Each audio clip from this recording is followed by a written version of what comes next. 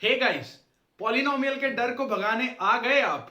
Previous video को देख के पॉलिनोमियल से रिलेटेड आधा डर तो आपके मन से वैसे ही गायब हो गया होगा। बचा हुआ आधा हम और आप मिलके आगे आने वाली 2-3 वीडियोस में, जिसमें हम पॉलिनोमियल चैप्टर को कंप्लीट कर लेंगे, आपका डर बिल्कुल छू मंतर हो जाएगा। आज हम सबसे पहले समझेंगे वैल्यू ऑफ अ पॉलिनोमियल क्या होती है। देखो, पॉलिनोमियल की रिप्रेजेंटेशन के बारे में मैं आपको पहले बता देता हूं। पॉलिनोमियल मैंने आपको बताया था, हम प्रीवियस वीडियो में बताया था कि जितने भी पॉलिनोमियल्स हम क्लास 10th में करेंगे वो सभी एक ही वेरिएबल में होंगे। तो हम कोई एग्जांपल ले लेते हैं। पॉलिनोमियल, सिंपल सा पॉलिनोमियल, एक लीनियर पॉलिनोमियल। क्या होता है लीनियर पॉलिनोमियल? जिसकी डिग्री 1 होती है। तो 4x माइनस 12, सपोज करो 4x माइनस 12 हमने एक लीनियर पॉलिनोमियल ले लिया। इसकी रिप्रेजेंटेशन कैसे होगी? देखो, पॉलिनोमियल्स को रिप्रेजेंट करते हैं स्मॉल अल्फाबेट से। स्मॉल अल्फाबेट कौन सा हम जनरली यूज करते हैं? पी। तो जनरली जो पी यूज करते हैं हम, देखो ऐसे लिखेंगे पी और ब्रैकेट। अब इस ब्रैकेट में क्या आएगा? इस ब्रैकेट में वो वेरिएबल आएगा जो हमारे पॉलिनोमियल में यूज हो रहा है। हमारे पॉलिनोमियल में कौन सा वेरिएबल यूज हो रहा है? एक्स। तो यहां पे हम इस ब्रैकेट में एक्स वेरिएबल लाएंगे। इसका मतलब क्या होगा? This is a polynomial with variable x. आप यहां पे क्यू आर एस कुछ भी यूज कर सकते हो, स्मॉल लेटर अल्फाबेट, ठीक है, स्मॉल अल्फाबेट। और ये होगी, देखो, एक पॉलिनोमियल की रिप्रेजेंटेशन। अब इसके बाद वैल्यू का क्या मतलब है? मैंने आपको बताया था वेरिएबल क्या है? वेरिएबल कोई नंबर ही है। वेरिएबल नंबर है तो मैं उस नंबर की वैल्यू खुद से भी तो लेट कर सकता हूं। तो मान लेते हैं हमने कुछ भी वैल्यू लेट कर ली एक्स की। Let x is equal to 1। Suppose करो हमने x को 1 लेट कर लिया, तो पॉलिनोमियल की वैल्यू एट 1, हम इसको ऐसे लिखेंगे p एट 1। ब्रैकेट में मतलब x की जगह पे, क्योंकि x की वैल्यू हमने 1 रखी है, तो x की जगह पे हम रखेंगे 1। तो पॉलिनोमियल की वैल्यू एट 1 ये क्या हो जाएगी? हम पॉलिनोमियल में x की जगह 1 रख देंगे, तो 4 इंटू 1 माइनस 12, ये क्या हो गया? -8। तो इसका मतलब क्या होगा? हम कहेंगे value of polynomial px, value of px at x is equal to 1 is -8। जो हमारा पॉलिनोमियल है ना, उसकी वैल्यू, इस पॉलिनोमियल की value x is equal to 1 पे क्या हो जाएगी? -8। ठीक है। इसके बाद अगर हम एक और एग्जांपल, समझ आया आपको? ये एक और एग्जांपल ले ले। सपोज करो x इज इक्वल टू -4 ले लेते हैं। चलो, तो अगर x की वैल्यू -4 होगी तो यहां पे p of -4 will be 4 into x की जगह -4 -12 -16 -12 एंड दिस विल बी -28। फिर हम क्या कहेंगे? The value of px, or polynomial px at x is equal to -4 will be -28। अब सपोज करो हमने लेट कर लिया late x is equal to 0। कुछ भी पॉलिनोमियल, इसकी वेरिएबल की वैल्यू कुछ भी हो सकती है, कोई भी रियल नंबर। तो हमने 0 लेट कर लिया, तो p ऑफ 0 मतलब पॉलिनोमियल की वैल्यू 0 पे क्या हो जाएगी? जब हम वेरिएबल की वैल्यू 0 रखेंगे, तो 4 इंटू 0 -12, 4 0 सा 0 -12, क्या हो गया यहाँ पे? -12 आंसर आ गया। तो value of polynomial at x is equal to 0 is -12। ठीक है। अब सपोज करो हमने रखा let x is equal to 3। हमने रखा let x is equal to 3। जब वेरिएबल की वैल्यू 3 होगी तो देखो पॉलिनोमियल की वैल्यू क्या होगी? p3 is equal to 4 into 3 -12। अब 4 इंटू 3 क्या होता है? 12। तो 12 -12, 12 -12 क्या हो गया? 0। अब ध्यान से सुनो, अब हमारे आपको समझ में आया कि वैल्यू ऑफ पॉलिनोमियल क्या होती है। किसी भी वेरिएबल की वैल्यू पे पॉलिनोमियल की जो वैल्यू होती है वो मैंने आपको एक्सप्लेन कर दिया। ठीक है। तो देखो यहां पे नेगेटिव वैल्यू हो गई, यहां पे भी नेगेटिव नेगेटिव। ऐसा जरूरी नहीं है हर बार नेगेटिव आएगी। आप अगर मान लो यहां पे 10 रखते हो तो 40 -12 कितना हो जाएगा? 28। तो वैल्यूज, वेरिएबल की वैल्यू के हिसाब से पॉलिनोमियल की वैल्यूज जो है वो चेंज होती रहती है, चेंज होती रहती है। तो देखो यहां पे अब मैंने क्या किया? मैंने वेरिएबल की जगह 3 रख दिया, x की जगह क्या रख दिया? 3। तो पॉलिनोमियल की वैल्यू 0 हो गई। ध्यान से सुनना, एक बहुत इंपॉर्टेंट कंसेप्ट बताने वाला हूं अभी मैं आपको। जिस वेरिएबल की वैल्यू पे, ध्यान से सुनो, जिस वेरिएबल की वैल्यू पे, जिस वेरिएबल की वैल्यू पे पॉलिनोमियल की वैल्यू 0 हो जाए, जिस वेरिएबल की वैल्यू पे, किसकी वैल्यू? एक्स वाई जेड जो वेरिएबल है, वेरिएबल की जिस वैल्यू पे मेरे पॉलिनोमियल की जो वैल्यू है, जब वो 0 हो जाए तो हम वेरिएबल की वैल्यू को बोलते हैं वेरिएबल की ये जो वैल्यू है ना 3, इसे बोलते हैं जीरो ऑफ अ पॉलिनोमियल। इसे क्या बोलते हैं? Zero of a polynomial. तो आप डेफिनेशन लिख लो, नोटबुक आपने ले लिया, पेन ले लिया, अब आप डेफिनेशन लिख लो। जीरो ऑफ अ पॉलिनोमियल क्या होता है? Value of the variable, value of the variable eight which the value of the polynomial becomes zero. Value of the variable eight which the value of the polynomial become zero. Variable की वो value जिसपे polynomial की value zero हो जाए। यहां पे देखो variable की वैल्यू क्या थी? 3, जिसपे पॉलिनोमियल की वैल्यू क्या हो गई? जीरो। तो ये जो 3 है ना, ये जो 3 है, x is equal to 3, this 3 will be zero of the polynomial 4x minus 12। समझ आया? अब मैं आपको पॉलिनोमियल की जनरल फॉर्म्स के बारे में बताता हूं। जनरल फॉर्म्स होंगी on the basis of degree. कैसे होंगी? देखो, जनरल फॉर्म्स ऑफ पॉलिनोमियल, सबसे पहले हम देखेंगे कौन से पॉलिनोमियल की जनरल फॉर्म? लीनियर पॉलिनोमियल की। सबसे पहले हम लीनियर पॉलिनोमियल की जनरल फॉर्म देखेंगे। क्या होती है लीनियर पॉलिनोमियल की जनरल फॉर्म? देखो, लीनियर पॉलिनोमियल क्या होता है? बताओ, फटाफट से बताओ। लीनियर पॉलिनोमियल क्या होता है? जिसकी डिग्री क्या हो? 1 डिग्री वाला लीनियर पॉलिनोमियल। इसका मतलब उस पॉलिनोमियल में वेरिएबल की जो हाईएस्ट पावर होगी वो क्या हो सकती है? 1। अच्छा, पॉलिनोमियल है अगर, तो पॉलिनोमियल में वेरिएबल की सबसे छोटी पावर क्या हो सकती है? मैंने आपको बताया था, पॉलिनोमियल में वेरिएबल की सारी पावर्स क्या होती है? Whole number. सबसे छोटा होल नंबर है 0, और अगर वेरिएबल की पावर 0 हो गई तो वो टर्म क्या हो जाएगी? Constant term. तो इसका मतलब वेरिएबल की सबसे छोटी पावर किसी भी पॉलिनोमियल में 0 हो सकती है और वो कांस्टेंट टर्म में होगी। और लीनियर पॉलिनोमियल है तो जिसकी डिग्री 1 है, इसका मतलब उसमें 1 से बड़ी कोई पावर नहीं हो सकती। तो लीनियर पॉलिनोमियल में मुझे दो ही पावर्स देखने को मिल सकती हैं, एक 1 और दूसरी 0। अब ध्यान से सुनो, सपोज करो हमारा जो लीनियर पॉलिनोमियल है उसमें हमने वेरिएबल ले लिया x। तो जो वेरिएबल x है इसकी हाईएस्ट पावर क्या हो सकती है? 1। तो इसकी हाईएस्ट पावर 1, और 1 पावर जब हम ऐसे लिखते हैं तो हम उसे ओमिट कर देते हैं, लिखना जरूरी नहीं समझते। मतलब मैं सिर्फ x लिखूं तो इसका मतलब यही होगी x की पावर क्या है? 1। अब देखो, x के साथ x का कोई कोएफिशिएंट भी होगा, तो x के साथ हमने मान लिया कोएफिशिएंट है a। ध्यान देने वाली बात क्या है? x हमने वेरिएबल के लिए यूज किया है, लेकिन a जो सिंबल है वो किसी कोएफिशिएंट के लिए, मतलब ये फिक्स्ड कांस्टेंट नंबर होगा। तो ax, ध्यान से सुनो, ax क्या हो गया? लीनियर पॉलिनोमियल, सॉरी, ये ax हो गया। अब इसके बाद एक कांस्टेंट टर्म भी होगी, मैंने आपको बताया था, तो प्लस b।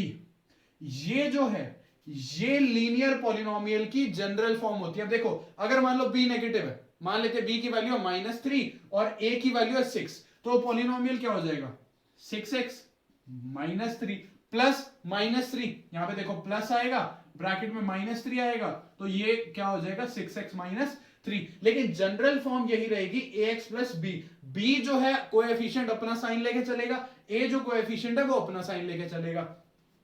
ये हो गई लीनियर फॉर्म। अच्छा, एक चीज, जनरल फॉर्म लीनियर पॉलिनोमियल की। अच्छा, एक चीज ध्यान देने वाली है, यहां पे एक कंडीशन होती है कि a should not be equal to 0। a can not be 0। क्यों 0 नहीं होगा? देखो, a इसलिए 0 नहीं होगा, a x का कोएफिशिएंट है। अगर a 0 हो जाता है, इन केस a 0 हो गया, तो 0 इंटू एक्स, x कोई नंबर या वेरिएबल है, तो 0 इंटू एक्स क्या हो गया? 0 हो गया। तो यहां पे ये हो जाएगा 0 प्लस b, और 0 प्लस b क्या रह जाएगा? b। और फिर ये बन जाएगा एक कांस्टेंट पॉलिनोमियल, और कांस्टेंट पॉलिनोमियल की डिग्री 0 होती है। कंफ्यूज तो नहीं हो रहे ना? सारी बातें मैं आपको प्रीवियस वीडियो में बता चुका हूं, ऊपर आपको लिंक दे रहा हूं, उस वीडियो को जाके जरूर देखो। तो देखो, 0 प्लस बी हो गया, तो ये कांस्टेंट हो जाएगा। इसीलिए जो डिग्री, ध्यान से सुनो, जो डिग्री वाला वेरिएबल होता है ना, मतलब जिसमें हाईएस्ट पावर होती है वेरिएबल में, उसका कोएफिशिएंट कभी 0 नहीं हो सकता। अच्छा, यहां पे भैया क्या b 0 हो सकता है? b बिल्कुल 0 हो सकता है, b से मुझे कोई प्रॉब्लम नहीं है। b अगर 0 हो गया तो मेरा पॉलिनोमियल ax रह जाएगा। ax जैसे मान लो सपोज करो 5x हो गया, तो 5x भी तो एक लीनियर पॉलिनोमियल है। लीनियर मतलब डिग्री 1 हो, बाकी जो मर्जी हो मुझे फर्क नहीं पड़ता। तो ये हो गया एक लीनियर पॉलिनोमियल। समझ आया आपको जनरल फॉर्म? अच्छा, अब हम करते हैं क्वाड्रेटिक। क्वाड्रेटिक क्या होता है? एक 2 डिग्री पॉलिनोमियल होता है क्वाड्रेटिक पॉलिनोमियल। तो अब हम करते हैं क्वाड्रेटिक पॉलिनोमियल की जनरल फॉर्म।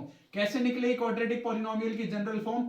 सबसे पहले आपको सबसे बड़ी पावर उठानी है। सबसे बड़ी पावर क्या होगी? सबसे पहले लिखो x। x के साथ लगाओ स्क्वायर, तो ये मेरा डिग्री वाला, डिग्री जो बना रहा है हाईएस्ट पावर 2 बना रहा है मेरा, ये वो वेरिएबल हो गया। इसके साथ इसका एक कोएफिशिएंट हो गया a, साथ में अब देखो हाईएस्ट पावर 2, उसके बाद तो पावर छोटी हो सकती है ना, तो हाईएस्ट पावर 2 के बाद उससे अगली पावर क्या होगी, उससे अगली पावर हो जाएगी x टू दी पावर 1। ये x हो गया, मैंने 1 पावर नहीं लिखी, इसका मतलब x की पावर क्या है यहाँ पे 1, और साथ में मैंने यहां लगा दिया उसका कोएफिशिएंट b, और एक आ गई कांस्टेंट टर्म। फिर से वही कंडीशन कि a 0 नहीं होगा क्योंकि हमें डिग्री इसकी 2 रखनी है। अगर b 0 हो गया तो भी ये क्वाड्रेटिक रहेगा, c 0 होगा तो भी क्वाड्रेटिक रहेगा, b c दोनों 0 होगा तो भी क्वाड्रेटिक रहेगा। कंडीशन एक है, a 0 नहीं हो सकता। अब हम करें अगर क्यूबिक पॉलिनोमियल की जनरल फॉर्म, तो वो कैसे हो गया फटाफट बताओ। देखो हाईएस्ट पावर क्या होगी x टू द पावर 3, उसके साथ उसका एक कोएफिशिएंट प्लस b, उसके बाद छोटी powers plus cx plus d। Condition फिर से वही कि a should not be equal to 0। तो ये हमने जनरल फॉर्म सीख ली, लीनियर, क्वाड्रेटिक और क्यूबिक। इससे हायर डिग्रीज की भी आप अगर जनरल फॉर्म लिखना चाहो तो वो भी इसी मेथड से लिख सकते हो। चलो अब हम देखते हैं कि कोऑर्डिनेट ज्योमेट्री में जो हम ग्राफ्स यूज करते हैं उन ग्राफ्स का और पॉलिनोमियल्स का क्या कनेक्शन है आपस में। देखो मैं एक सिंपल सा पॉलिनोमियल ले लेता हूं, फॉर एग्जांपल 2x प्लस 6। मैंने एक सिंपल सा एक लीनियर पॉलिनोमियल लिया 2x प्लस 6। अब बात ध्यान से सुनो, जो ग्राफ है, ग्राफ हम किस लिए यूज करते हैं, ग्राफ के बारे में जो डिटेल्ड एक्सप्लेनेशन है ना, बिल्कुल स्क्रैच, बिल्कुल बेसिक से, वो उसके लिए आपको कोऑर्डिनेट ज्योमेट्री चैप्टर की वीडियोस का थोड़ा वेट करना पड़ेगा।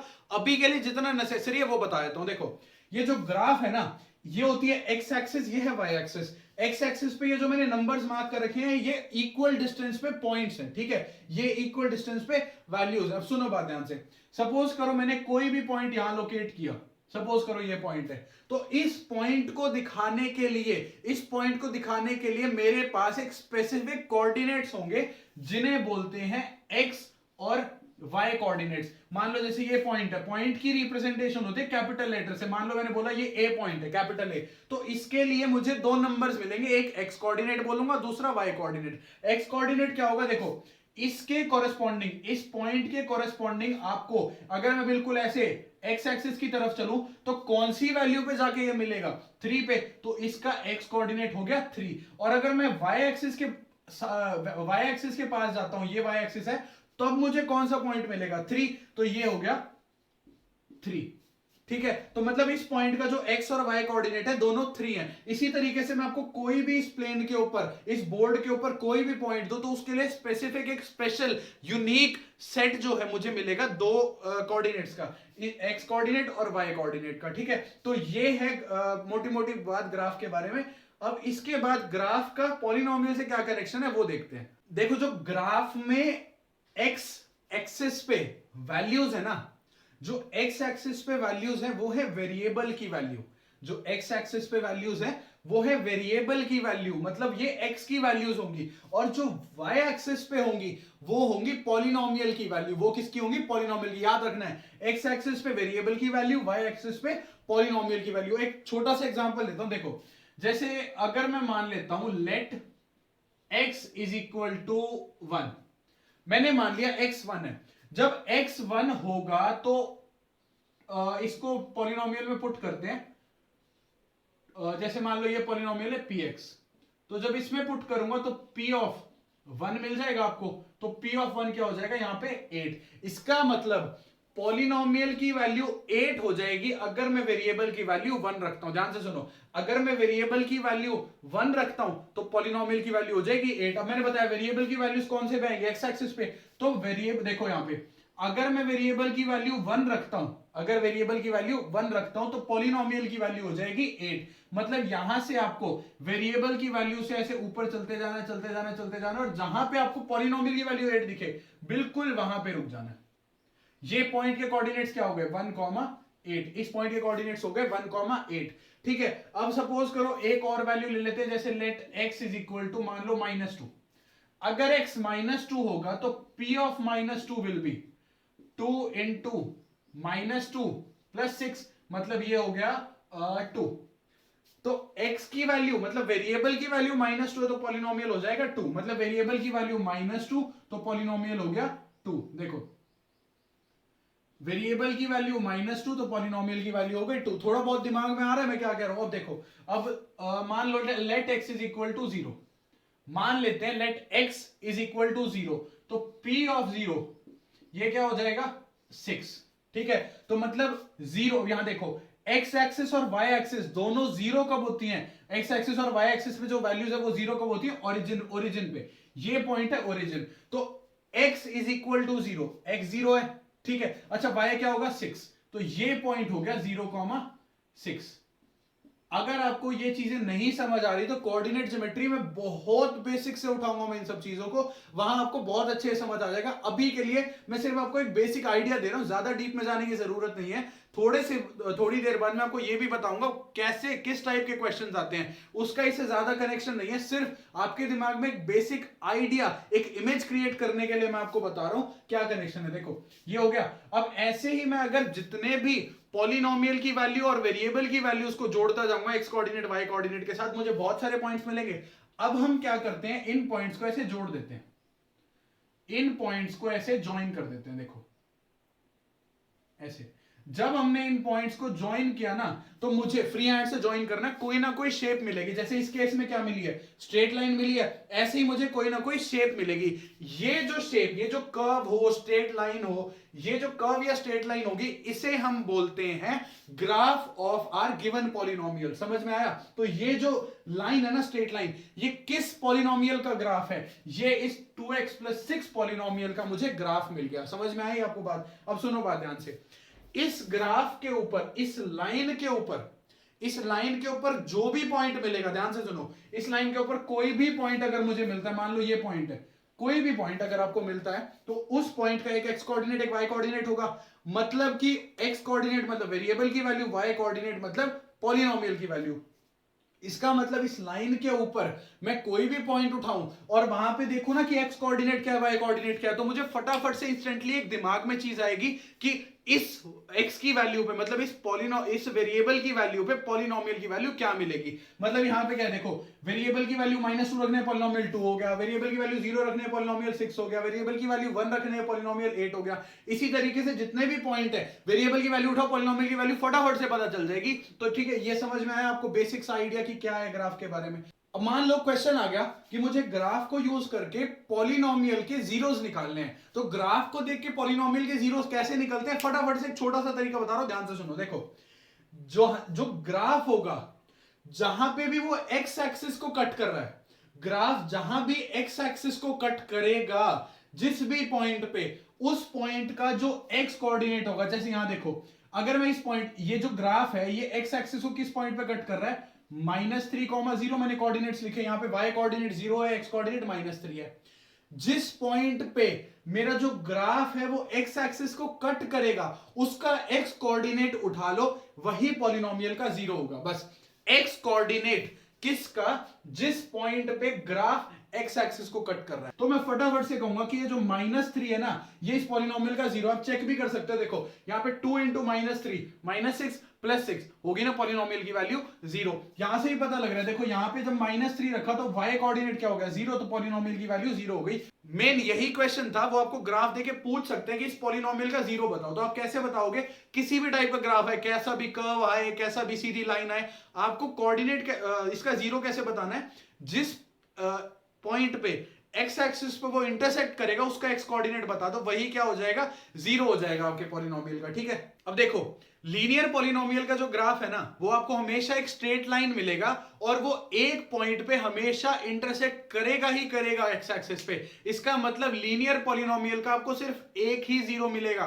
लीनियर पॉलिनोमियल के केस में आप कोशिश करके देख लो, कोई भी लीनियर पॉलिनोमियल लो, सपोज करो जैसे 2x + 6 ही लिया था अभी हमने, आप -3 के अलावा कोई भी वैल्यू ढूंढ के दिखा दो, जितने भी नंबर्स आपको पता है जिस पे पॉलिनोमियल 0 हो जाए, नहीं मिलेगी। मतलब सिर्फ एक ही 0 मिलेगा लीनियर पॉलिनोमियल का। अब जब ग्राफ बनाया गया ना क्वाड्रेटिक पॉलिनोमियल का, देखो क्वाड्रेटिक पॉलिनोमियल जिसकी डिग्री 2 होती है, जब क्वाड्रेटिक पॉलिनोमियल का ग्राफ बनाया गया तो वो कुछ इस टाइप का था, कुछ ऐसी सी शेप थी उस पॉलिनोमियल की।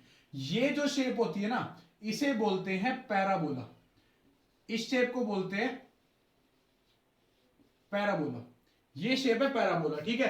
कोई भी क्वाड्रेटिक पॉलिनोमियल हो उसका ग्राफ आपको पैराबोलिक शेप में ही मिलेगा, ज्यादा जरूरत नहीं है इस चीज की, बस जो बता रहा हूं वो समझो। देखो तो क्या देखा गया, जब बहुत सारे ग्राफ्स बनाए ना अलग अलग क्वाड्रेटिक पॉलिनोमियल्स के, तो क्या देखा गया कि या तो वो ग्राफ 2 पॉइंट्स पे इंटरसेक्ट कर रहा है, या तो वो ग्राफ 2 पॉइंट्स पे इंटरसेक्ट कर रहा है, या फिर वो ग्राफ कुछ इस टाइप का है, या तो वो इस टाइप का है ग्राफ कि ऐसे, वो ग्राफ सिर्फ एक ही पॉइंट पे, सिर्फ एक पॉइंट पे इंटरसेक्ट कर रहा है, ठीक है। या तो वो एक्स एक्सिस के साथ 2 पॉइंट्स पे इंटरसेक्ट करेगा या एक पॉइंट पे। या फिर देखा गया कुछ और केसेस में कि क्वाड्रेटिक मतलब जिसकी डिग्री 2 है उसका जो ग्राफ है वो या तो इस टाइप का होगा कि किसी भी पॉइंट पे एक्स एक्सिस पे इंटरसेक्ट ना करे, एक्स एक्सिस पे किसी पॉइंट पे इंटरसेक्ट ना करे। तो ध्यान से देखो, यही 3 केसेस बने। इस केस में देखा गया कि उसके 2 जीरोस आएंगे। देखो 2 पॉइंट्स पे इंटरसेक्ट कर रहा है, एक एक्स कोऑर्डिनेट इसका, एक एक्स कोऑर्डिनेट इसका, तो 2 जीरोस हो गए। मतलब इस केस में क्वाड्रेटिक पॉलिनोमियल के 2 जीरोस हो गए। इस केस में ये एक ही पॉइंट पे इंटरसेक्ट कर रहा है, तो इस केस में क्वाड्रेटिक पॉलिनोमियल का एक ही जीरो हो गया, ठीक है। अच्छा, जो एक जीरो है ना उसको हम ऐसे भी बोल देते हैं कि क्वाड्रेटिक पॉलिनोमियल के 2 जीरोस आए लेकिन वो दोनों क्या है, इक्वल है, ठीक है। ये आपको चैप्टर 4 में और डिटेल में समझाऊंगा क्वाड्रेटिक इक्वेशंस में। तो ऐसे भी बोल देते हैं इसको कि क्वाड्रेटिक पॉलिनोमियल के 2 जीरोस आए और दोनों सेम है। इस केस में क्या कहूंगा मैं कि कोई भी जीरो नहीं आया, मतलब क्वाड्रेटिक पॉलिनोमियल में कोई भी ऐसी वेरिएबल की वैल्यू नहीं है जो उस पॉलिनोमियल की वैल्यू को जीरो बना सके। तो क्या ऑब्जर्व किया गया कि लीनियर पॉलिनोमियल में एक जीरो आएगा, क्वाड्रेटिक पॉलिनोमियल में ज्यादा से ज्यादा 2 जीरोस आ सकते हैं, 2 से ज्यादा जीरोस नहीं आएंगे। और जब क्यूबिक या फिर 4 डिग्री 5 डिग्री पॉलिनोमियल्स के ग्राफ बनाए गए सिमिलर तरीके, जैसे मैंने आपको पहले बताया, वहां पे भी ये ऑब्जर्व, वो आपके लिए जरूरी नहीं है ग्राफ कैसे बनता है वो आपको बिल्कुल ध्यान नहीं देना, जो आपको बता रहा हूं वो सुनते जाओ। तो वहां पे भी ये ऑब्जर्व किया गया कि जो भी पॉलिनोमियल की डिग्री है ज्यादा से ज्यादा उसके उतने ही जीरोस आ रहे हैं। मतलब अगर कोई भी पॉलिनोमियल में ले लूं, अगर मैं कोई भी पॉलिनोमियल लूं तो उसके मैक्सिमम नंबर ऑफ जीरोस, उस पॉलिनोमियल के जो मैक्सिमम नंबर ऑफ जीरोस होंगे वो होंगे डिग्री के बराबर। किसी भी पॉलिनोमियल के जो मैक्सिमम नंबर ऑफ जीरोस है वो उस पॉलिनोमियल की डिग्री के बराबर होंगे, ठीक है। अब हम आते हैं सेकंड चैप्टर के फर्स्ट एग्जांपल पे, एग्जांपल नंबर 1। क्या है एग्जांपल नंबर 1? उसमें 6 ग्राफ दिए हुए हैं आपको और बोला है कि ये पॉलिनोमियल्स के ग्राफ्स है। आपको ये बताना है कि इन पॉलिनोमियल्स के, इन 6 पॉलिनोमियल्स के नंबर ऑफ जीरोस कितने होंगे। जीरोस भी नहीं बताने, सिर्फ नंबर ऑफ जीरोस बताने कितने जीरोस है। तो नंबर ऑफ जीरोस कैसे पता लगेंगे? जितनी जगह पे ये ग्राफ, जितनी बारी, जिस जिस पॉइंट्स पे, जितने पॉइंट्स पे ये ग्राफ एक्स एक्सिस पे टच कर रहा है उतने नंबर ऑफ जीरोस। तो फर्स्ट ग्राफ अगर हम देखें, देखो ये एक ही पॉइंट पे टच कर रहा है तो इसका कितने नंबर ऑफ जीरोस हो गए? 1। ये वाला जो ग्राफ है ये 2 पॉइंट्स पे टच कर रहा है, 2 पॉइंट्स पे इंटरसेक्ट कर रहा है तो इसके हो गए नंबर ऑफ जीरोस 2। ये जो ग्राफ है ये कितने पॉइंट्स पे इंटरसेक्ट कर रहा है? 1, 2 और 3, तो इसके हो गए नंबर ऑफ जीरोस 3। ये वाला जो ग्राफ है, ये ग्राफ एक्स एक्सिस पे, सिर्फ एक्स एक्सिस देखना है हमने, एक्स एक्सिस पे एक पॉइंट पे टच कर रहा है, स्ट्रेट लाइन है ना, लीनियर पॉलिनोमियल का ग्राफ है, तो ये होगा इसका नंबर ऑफ जीरोस होगा 1। ये जो पॉलिनोमियल है इसके भी नंबर ऑफ जीरोस कितने होंगे? 1। ये जो पॉलिनोमियल है इसके 1, 2, 3, 4, इसके नंबर ऑफ जीरोस हो गए 4। समझ में आया? तो इस तरीके से आप number of zeros of polynomial निकाल सकते हो। एक्सरसाइज 2.1 में एक ही क्वेश्चन है, वो भी बिल्कुल ऐसा ही है। आपको number of zeros of polynomial निकालने ग्राफ को देख के। अगर कोई डाउट हो तो नीचे कमेंट सेक्शन में आप पूछ सकते हो। तो गाइज इसी के साथ हमने एक अगला स्टेप ले लिया पॉलिनोमियल समझने की तरफ, ठीक है। एक्सरसाइज 2.1 हो गई आज कंप्लीट। नेक्स्ट लेक्चर में हम बढ़ेंगे एक्सरसाइज 2.2 की तरफ, जिसमें हम पढ़ेंगे relationship between zeros and coefficients. Zeros और कोएफिशिएंट्स, जो पॉलिनोमियल, क्वाड्रेटिक पॉलिनोमियल की बात कर रहा हूं मैं स्पेसिफिकली, वहां हमारा ज्यादा स्ट्रेस रहेगा क्वाड्रेटिक पॉलिनोमियल में। तो क्वाड्रेटिक पॉलिनोमियल के जो जीरोस और कोएफिशिएंट्स के बीच में एक रिलेशनशिप होती है, हम आपको वो बताएंगे। और साथ ही में मैं आपको, बहुत ध्यान से सुनो, क्वाड्रेटिक पॉलिनोमियल या क्वाड्रेटिक इक्वेशंस पता है आपको? क्वाड्रेटिक इक्वेशंस में एक मेथड है सॉल्व करने का, splitting the middle term. Next video में मैं आपको एक शॉर्टकट देने वाला हूं, फटाफट इंस्टेंटली 2 स्टेप्स के अंदर। कोई गेस नहीं करना आपको, कोई ट्राई करके नहीं देखना कि कौन से फैक्टर्स होंगे कौन से नहीं होंगे। फटाफट से आपको आंसर्स मिलेंगे, फटाफट से आप स्प्लिटिंग द मिडल टर्म से अपने क्वाड्रेटिक पॉलिनोमियल क्वाड्रेटिक इक्वेशन को स्प्लिट कर पाओगे। तो उस वीडियो को बिल्कुल भी मिस मत करना। ये वीडियो अगर पसंद आई हो, आपको समझ में आया हो मेरा पढ़ाया हुआ, तो लाइक शेयर अपने सभी फ्रेंड्स के साथ और चैनल को सब्सक्राइब जरूर करें, जिससे आपका ये कोर्स धीरे धीरे स्टेप बाय स्टेप करके सारा कंप्लीट हो सके। अपना और अपनी फैमिलीज का ध्यान रखें, घर में रहें, अपनी हॉबीज को परस्यू करें। आजकल मैं भी कर रहा हूं, कुकिंग करनी स्टार्ट की हुई है मैंने, और अपनी फैमिली के साथ क्वालिटी टाइम स्पेंड करें।